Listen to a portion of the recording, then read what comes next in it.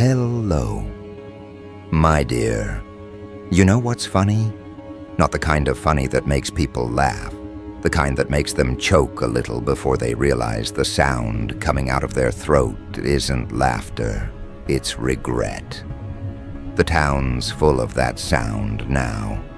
You hear it when you walk past them, a cough that's really an apology, a whisper that's really a confession. They never said it out loud, but they all feel it. They got you wrong. They mistook your quiet for weakness, your solitude for shame. Now the whole community looks like a mirror that finally cracked from staring at itself too long. The reflection's ugly, isn't it? They used to call you the outcast, the misfit, the strange one with too much fire behind the eyes. But today, oh, today, they're seeing what that fire was really for. It wasn't destruction, it was purification. You were burning off everything fake before they even knew what authenticity meant. And now, look at them, all lined up in their polite little lives, clutching their routines like life jackets, while the flood of truth swallows their streets. They told themselves they were decent people. That was the lie that kept them comfortable. They called you reckless because you refused to kneel. They called you crazy because you refused to conform. They said you'd end up lost because you refused to belong. But who's lost now? Who's wandering the same blocks, haunted by the echoes of their own mockery? The laughter they threw at you became the ghost that follows them home. You didn't need revenge, they gave it to themselves. See, that's what they never understood about you. You never wanted their validation, you wanted clarity. And you got it. You saw through the costumes before the party even started. You saw the desperation behind their smiles, the envy behind their kindness, the rot behind their morals. And because you saw it, they had to paint you as the villain. You were their scapegoat, their entertainment, their way of saying, at least we're not like them. But deep down, every one of them knew they were exactly like you, just not brave enough to admit it. You walked alone, not because you couldn't fit in, but because you refused to shrink. And now, the curtain's come down, hasn't it? The masks have fallen. The same people who whispered your name with disgust now can't say it without trembling. They cross the street when they see you, not out of hatred, but out of guilt. You've become their mirror, and they can't stand the sight. Because when they look at you, they don't see failure anymore. They see freedom. And freedom terrifies slaves. They've spent their whole lives building cages out of gossip, shame, and imitation, and you broke yours without asking permission. You didn't just walk away from them, you walked above them. And now every step you take sounds like judgment. You want to know what real power is? It's walking through a place that once rejected you and watching every eye lower itself to the ground. It's hearing the silence that follows your footsteps. That's not fear, it's recognition. They know they misread the script. They know they mocked the only honest character in their play. They know the town's story ends with your name in it, carved not in stone, but in their conscience. That's why they avoid your gaze, because the truth about you exposes the lie about them. You didn't need to fight them. You just had to survive them, and survival is the loudest victory of all. They talk differently now. Have you noticed? The same voices that once filled the air with ridicule now whisper theories. Maybe they were right all along. Maybe we misunderstood. Maybe we should have listened. Maybe. That's the word that eats them alive. Because maybe means there was a choice. They chose the crowd over conscience. They chose convenience over courage. And now the bills come due. every insult they threw, every rumor they spread. It's all back with interest. The interest of exposure, the interest of shame, the interest of finally realizing that your distance wasn't arrogance, it was protection. You never wanted to be above them. You just refused to drown with them. But they called your calmness pride, your boundaries cruelty, your solitude rebellion. And now they see the irony. You weren't escaping them, you were escaping what they would become. Look around you. The same faces now wear exhaustion instead of confidence. They age faster when they lie. They tire quicker when they pretend. The community looks like a festival that forgot why it started celebrating. The lights are still on, but the joy's gone out. Because truth doesn't let people sleep peacefully. It keeps the guilty awake. It keeps the envious restless. It keeps the cowardly defensive. And here you are, still standing, still silent, still unbothered. You don't need to raise your voice. Your existence already screams. That's why their eyes dart away when you pass. They feel the imbalance. You've become the gravity they can't resist or escape. You carry the weight of authenticity, and they're too light to orbit around it without trembling. That's what makes them ashamed.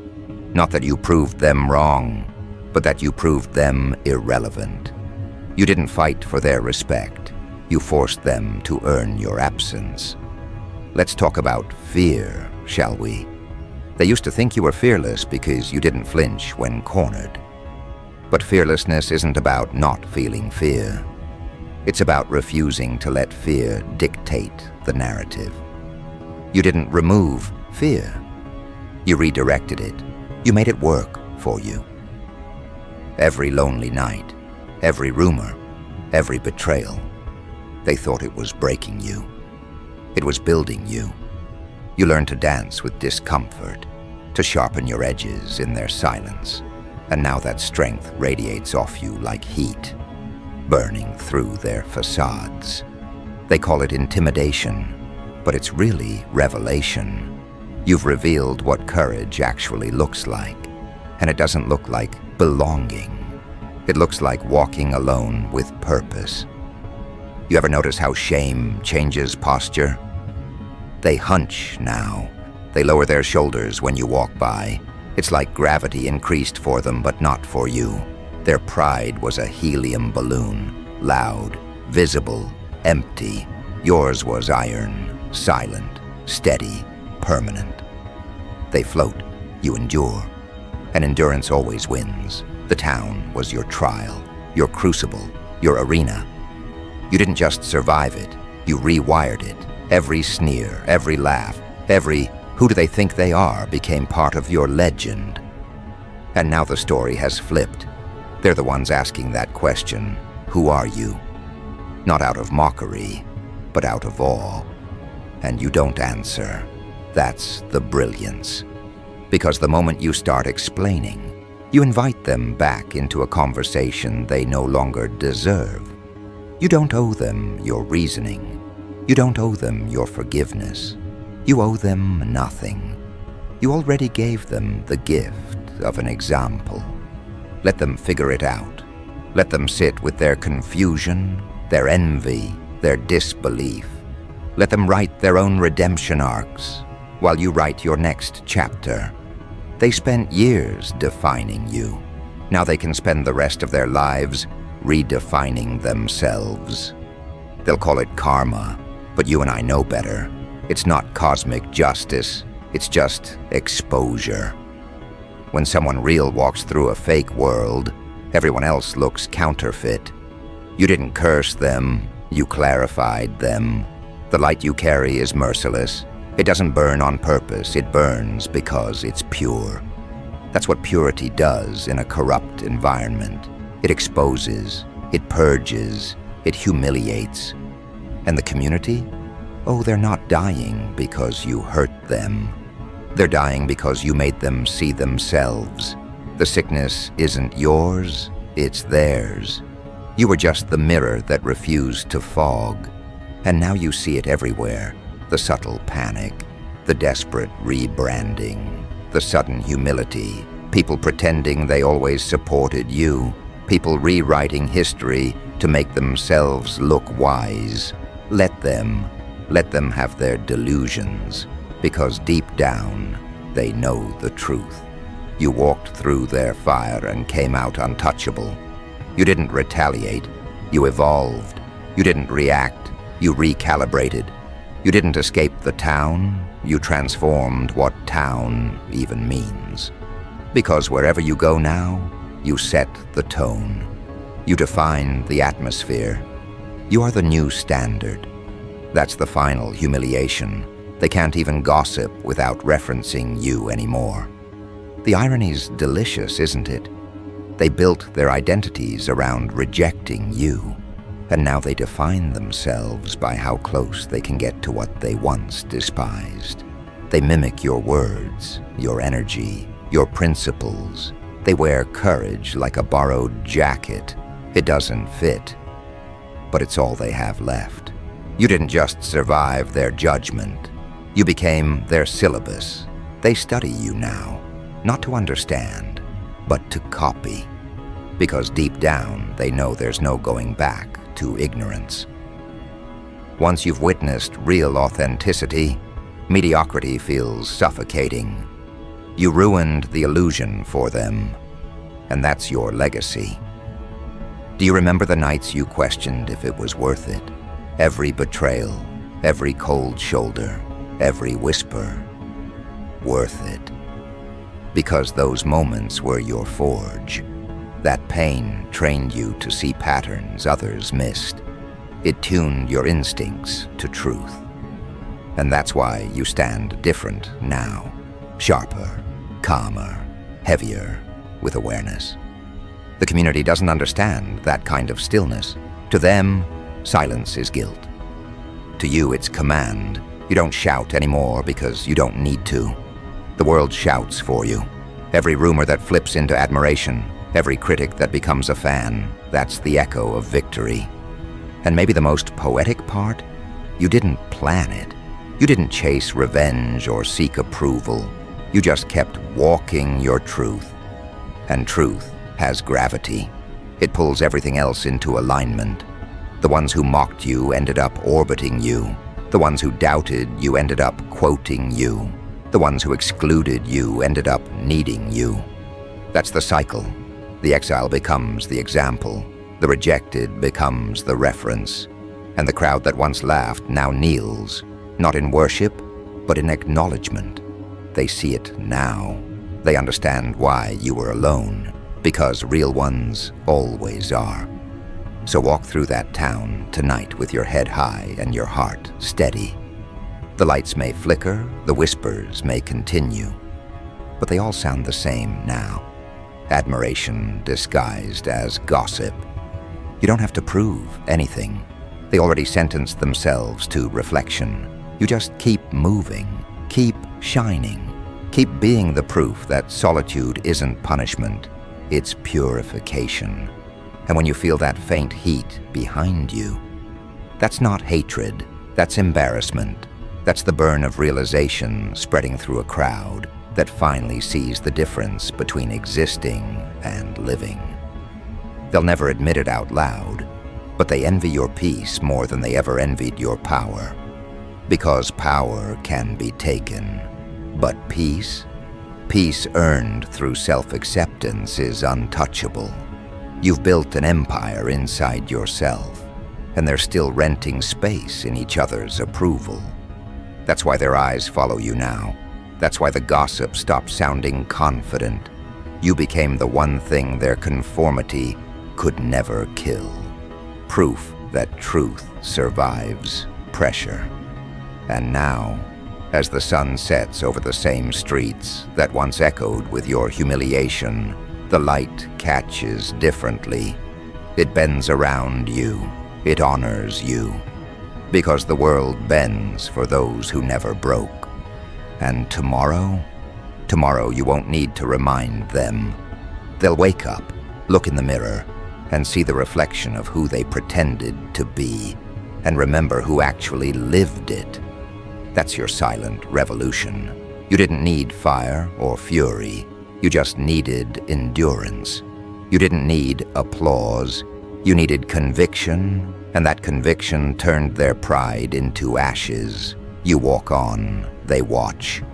And for the first time, the town's noise isn't mockery, it's mourning. Mourning the versions of themselves they lost trying to defeat you. They finally know now, you weren't the villain, you were the verdict.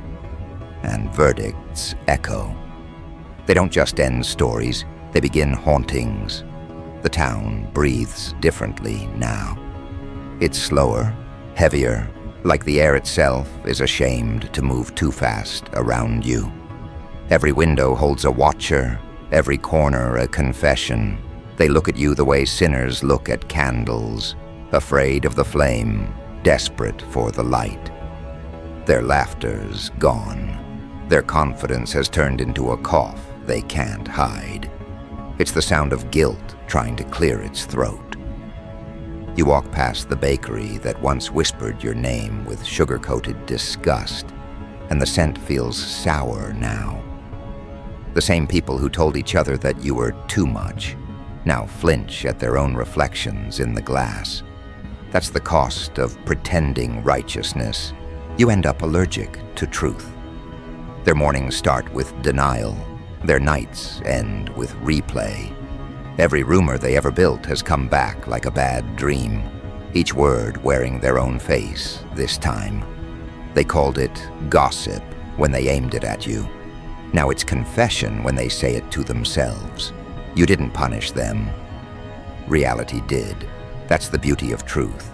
It doesn't chase, it waits. It lets liars tie their own knots and then watches them trip. The community built its pride like a tower, brick by brick, lie by lie. But they forgot the foundation was hollow. And when you stopped caring, when you stopped needing their approval, that's when the wind changed. One gust of authenticity, and the whole structure trembled.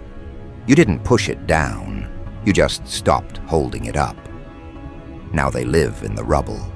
You can see it in their eyes, that haunted gleam of someone who finally realizes the show's over but can't find the exit. They keep replaying the moments they laughed at you, trying to convince themselves it was harmless. But conscience has a perfect memory. It doesn't forget the sound of cruelty, it just waits for silence to amplify it. And the silence around your name is deafening now. They're dying of something worse than regret. It's recognition. Recognition that everything they mocked was what they secretly wanted to be. You see, people don't hate what's wrong. They hate what they can't control. Your independence, your refusal to kneel, your calm defiance. It wasn't rebellion to them. It was exposure. You revealed how small their bravery really was. And now the mirror's cracked wide open, showing every compromise they made just to be liked.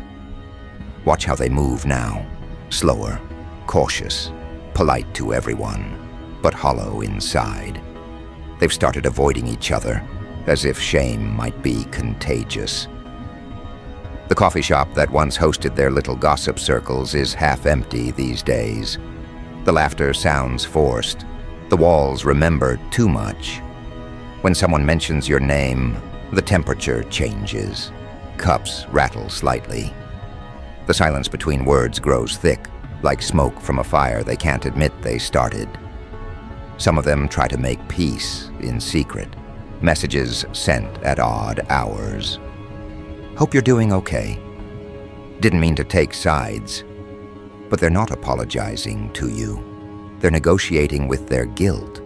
They want absolution without accountability. You read the words, smile and let them fade. Because forgiveness isn't a currency, it's a mirror too. And you don't hand mirrors to people who still close their eyes. The elders of the town, the ones who preached community and virtue, can't look each other in the eye anymore. Their sermons sound tired, their advice recycled. You dismantled their moral economy without saying a word, because while they worshipped appearances, you worshipped authenticity. While they built reputations, you built resilience. And now reputation's gone bankrupt. No one trusts the smiles anymore. The children of the town grow up faster now. They ask dangerous questions. Why did everyone hate them? Why are they quiet now? Questions with answers the adults can't stomach. That's how truth spreads, not through speeches, but through discomfort. You turned discomfort into an epidemic. They wear their guilt like a fever, sweating through smiles, trembling at small talk. The grocery aisles feel colder now, not because the air changed, but because eyes don't meet anymore. Everyone's afraid to be seen, afraid that someone else might remember how cruel they were when cruelty was popular. And in that fear, they've started turning on each other, whisper chains snapping, alliances dissolving. The same tongues that ganged up on you are now slicing each other. Poetic, isn't it? The community that once united in mockery is now divided by shame. You don't even have to be there. Your absence does the work. You became the gravity pulling their pretenses apart. Rumors mutate fast when they lose a target. Some say you found success somewhere far away. Others swear you're still nearby, watching. The uncertainty drives them mad. They check every unfamiliar car, every shadow at the edge of the street. They're not afraid of you. They're afraid of what you represent, a life outside their cage. You were the living proof that conformity isn't safety, and that terrifies people addicted to comfort. You can sense the panic underneath their routines. The town's clock tower still chimes on schedule, but it sounds offbeat now. The rhythm's broken because deep down, they know they can't undo what they did. They can repaint the walls, rebrand the events, rename the committees, but guilt doesn't take new labels. It lingers, it stains, it becomes the new weather, and lately, it's been raining self-doubt. You see them trying to recreate the old warmth, organizing festivals, posting pictures, pretending everything's fine. But you can't rebuild joy on the bones of hypocrisy. Every celebration feels haunted. The music echoes off the empty places in their hearts where certainty used to live.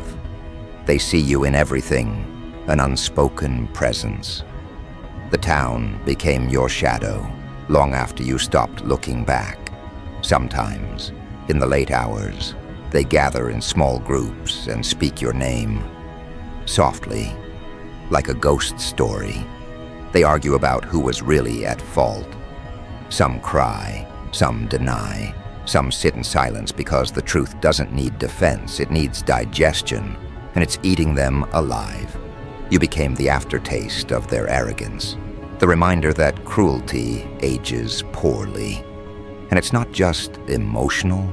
You can see the decay in their faces, the weight in their posture. People who lied for too long start wearing the shape of their lies. Their smiles no longer reach their eyes. Their laughter cuts off mid-sound, like they're afraid joy might expose them again. They wear exhaustion like makeup. Every "I'm fine" costs them another piece of authenticity. Meanwhile, you breathe clean, you walk light. You don't even need to speak for the truth to expand. Your existence is the audit they can't escape. They wanted spectacle. You gave them consequence. And consequence has a way of echoing through generations. Parents telling children not to repeat their mistakes. Friends warning each other not to judge too fast. Your name turned into a proverb without your permission. That's immortality. Not the fame they chased, but the kind that brands memory itself. The funniest part, they still can't admit it openly. pride won't let them. So they play a new game, pretend admiration. They quote your strength in their posts, mimic your tone in conversation, call it growth. But beneath the performance, the shame festers. They can copy your words, not your peace. Because peace, born from guilt's ashes, can't be imitated. It has to be earned. And they skipped the burning part. You can almost feel their thoughts trailing behind you when you pass through the town square. That's them, that's the one. The sentences stop there. What else can they say? They ran out of insults and never learned respect. Their language failed them, just like their courage did. All that's left is awe disguised as discomfort. They can't celebrate you because celebrating you means admitting they were wrong. And that's a pill pride never swallows. It just chokes on it. Look at how even the environment changed to reflect their conscience. The colors seem duller, the noise harsher. The town feels like it's holding its breath, because truth changes atmosphere. You didn't just change minds, you changed molecules. Shame has weight, and it's pressing down on every unspoken memory they share.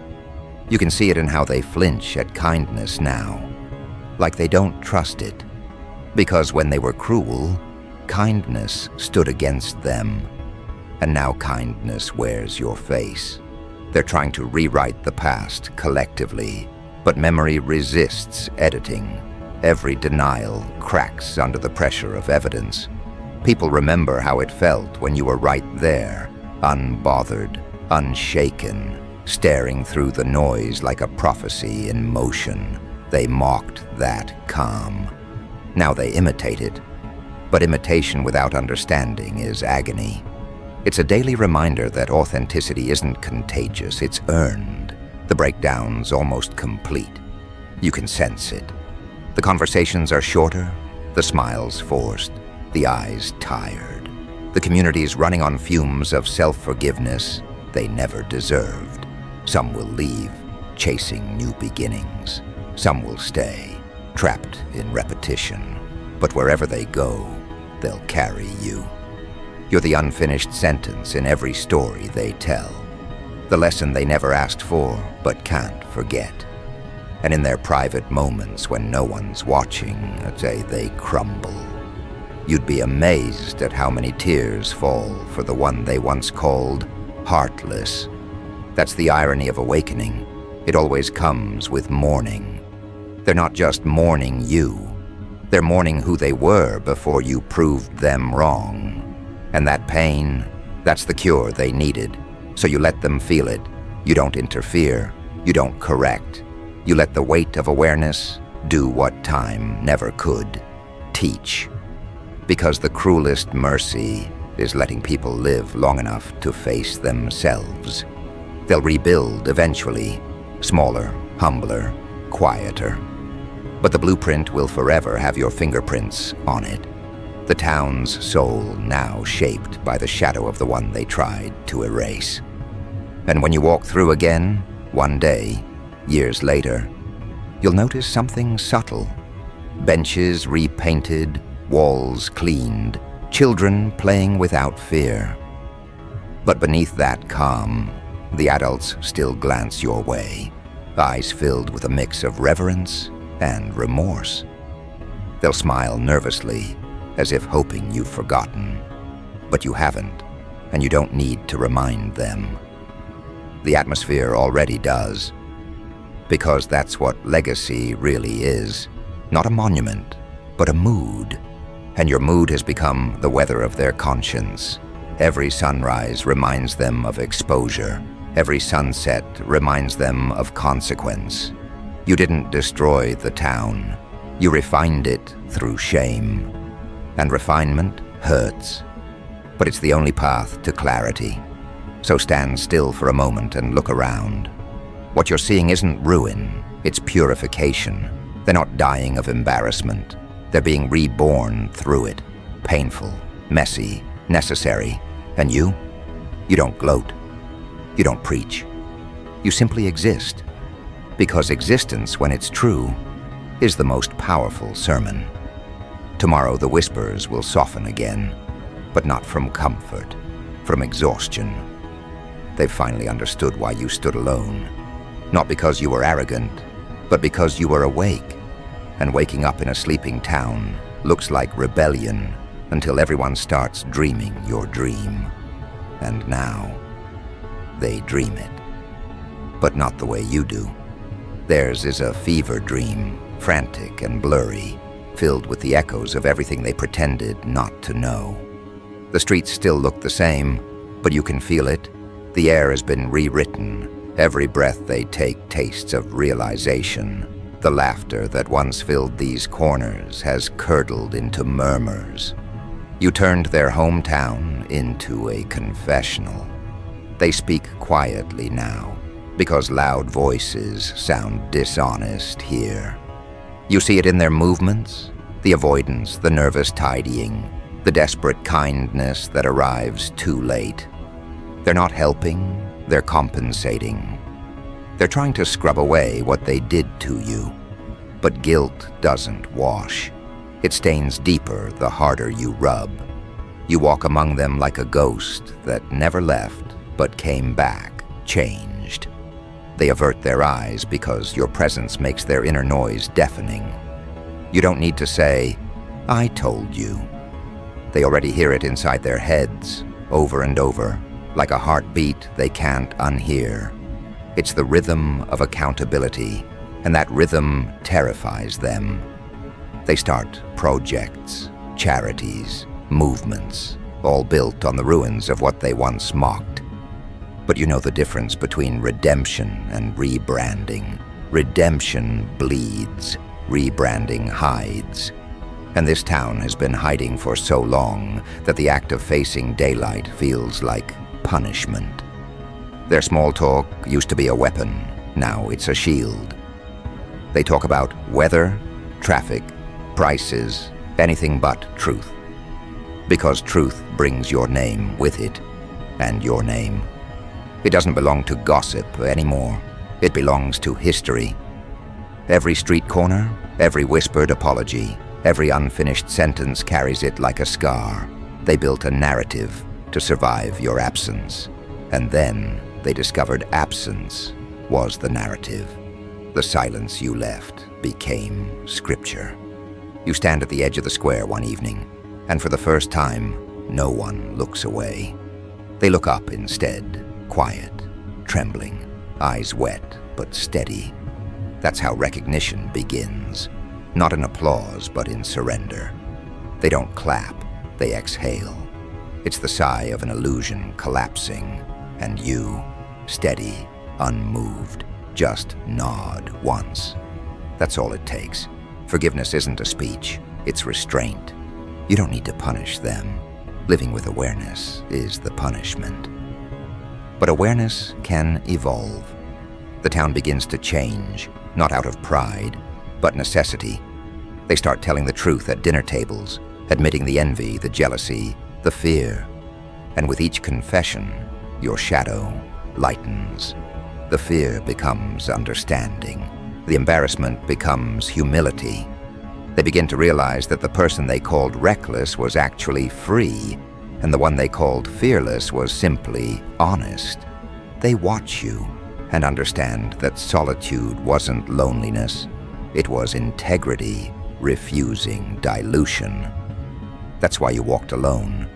Not because you couldn't belong, but because you wouldn't pretend. Soon you notice something subtle. New faces arriving, old ones leaving. The energy recalibrates. The children no longer inherit their parents' arrogance. They see you as a story of survival, not rebellion. That's when you know the transformation is real. Because legacies aren't loud, they're consistent. You didn't lecture them into change. You showed them what consequence looks like. You stood still long enough for truth to orbit back. That's courage, doing nothing while everything else exposes itself. The gossipers, the mockers, the self-appointed saints, they wander differently now. You can almost hear the thoughts trailing them. If only we'd listened. If only we hadn't laughed. The words "if only" are the town's new anthem, and you're the conductor. Every breath they take plays another note of reflection. It's not vengeance, it's evolution. You became the measurement of conscience. That's the highest form of power, existing so truthfully that others must evolve or decay. Sometimes you catch fragments of conversation. They were right from the start. They never needed us. They just knew. Those sentences hang in the air like confessions to a silent priest. You don't interrupt. You let them finish their own sermons. Because finally, they're preaching what you've always lived. You didn't need followers. You needed witnesses. And now you have an entire town of them, reborn, humbled, baptized in their own shame. At night, the city lights flicker differently. It's quieter, cleaner. The air feels thinner, honest.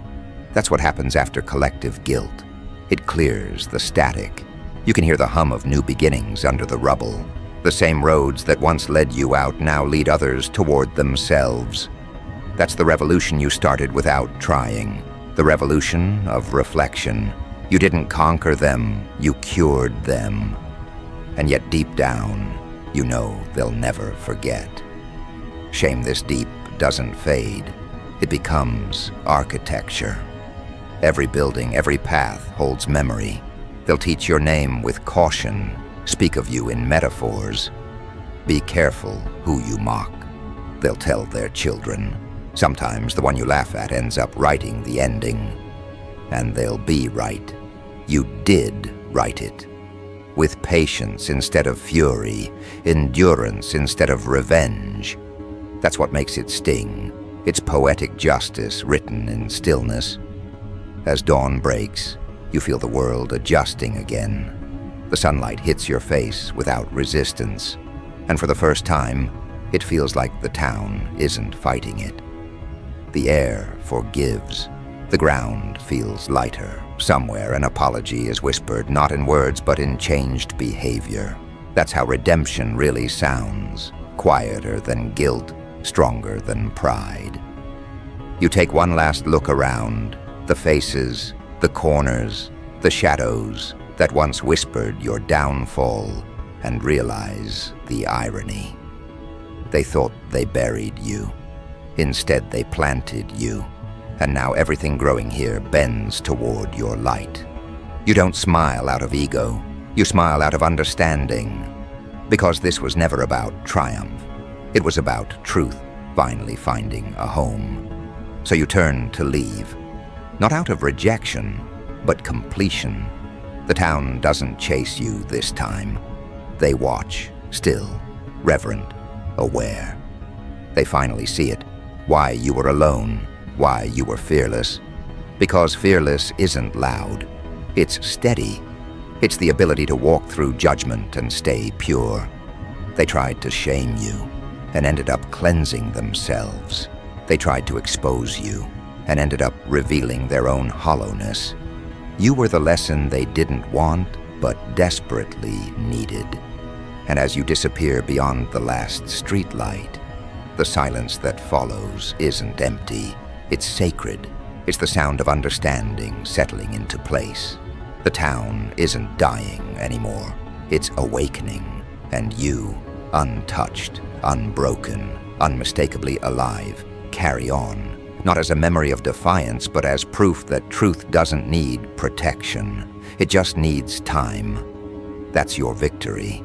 Not their applause, not their remorse, just the knowledge that the fire they feared was never meant to burn them.